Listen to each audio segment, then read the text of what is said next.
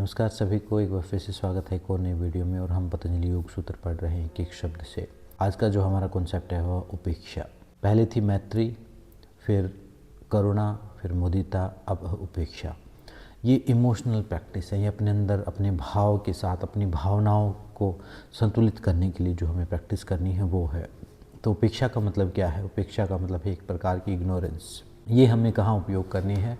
जो दुष्कर्मी लोग हैं, जो बुरे लोग हैं, जो नेगेटिव साइड के जो लोग हैं, उनके प्रति उपेक्षा का भाव रखना।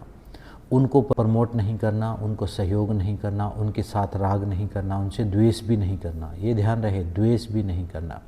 उनकी दुश्मनी भी बुरी है, उनकी दोस्ती भी बुरी है। तो वहाँ पर ऐसी अवस्था में महर्षि पतंजलि ने अपनी ऊर्जा को बचाने के लिए किसी लड़ाई झगड़े में ना पड़ो, किसी उनको सुधारने में, अपने आप को प्रूव करने में, इन सब झंझटों में मत पड़ो। तो वैसे अगर नेगेटिव साइड के लोगों से हमें डील करना पड़ा है तो वहाँ उपेक्षा का भाव काम आता है। मतलब उनके साथ मान लो हम काम कर रहे हैं तो समभाव में रहो, निर्लिप्त भाव में रहो, अद्वेष का भाव रखो। ये एक प्रकार की ट्रेनिंग भी है। अद्वेष का भाव मतलब हम नेगेटिव के साथ हैं लेकिन नेगेटिविटी अपने अंदर नहीं आ रही। मान लो आप बुरे को देख के बुरा महसूस कर रहे हो तो आपके अंदर एक नेगेटिव भाव आ रहा है। उस चीज़ को नहीं उठने देना, एक समभाव रखना, तो जिससे उन कर्मों से आप बच सको, उस लड़ाई झगड़े से बच सको, उस अपनी ऊर्जा व्यय होने से बच सको फालतू के कामों में। तो महर्षि पतंजलि कहते हैं कि ऐसे में साधक को अपने कर्म फल के सिद्धांत को ध्यान रखना चाहिए कि अगर वो बुरा कुछ कर रहा है तो उसको उसका फल मिलेगा। और ये मैं बात यहाँ पर थोड़ा क्लियर कर दूँ कि महर्षि पतंजलि का यहाँ पर उद्देश्य जो है चित्त को शांत करना है, अपने आप को समझना है। यहाँ पर कोई समाज सुधार करना या दूसरों को सुधार करना या ऐसा कोई उद्देश्य नहीं है।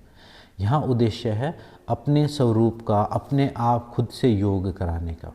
तो जब आप एक साधक प्रवृत्ति के व्यक्ति हैं, जब आप साधना के मार्ग पर चल रहे हो तो किसी भी लड़ाई झगड़े में पड़ना, बेशक आप ठीक ही हो, खुद को ठीक साबित करना, उनको गलत साबित करना, उसने ये किया, ये झगड़े बहुत ज़्यादा एनर्जी व्यय करते हैं, बहुत ज़्यादा एनर्जी वेस्ट होती है इसमें। तो इसके लिए महर्षि पतंजलि ने कहा एक समता का भाव रखते हुए, एक उपेक्षा का, इग्नोरेंस का भाव रखते हुए, ना ही उनके साथ ज़्यादा दोस्ती, ना ही उनके साथ दुश्मनी, उनसे एक निर्लिप्त भाव रखते हुए।